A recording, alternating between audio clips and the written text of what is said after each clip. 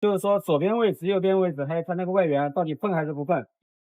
你在连续磨之前一定要保证单管正常的那个运作，左边位置和右边位置它不是靠的。它这个曲轴它这个方向它会扭，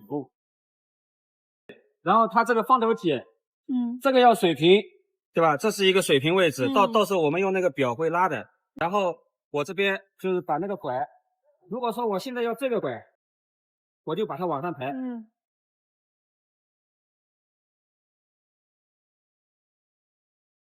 好，等于这个面水平放好，这个一定要扳死。好，然后就是说现在磨的是这个拐，这个拐待会儿就是一拐。来，中间你要转的话，中间要换位置了。然后如果说你再把这个面再翻上去，它就磨其他几个拐，就跟他讲以此类推。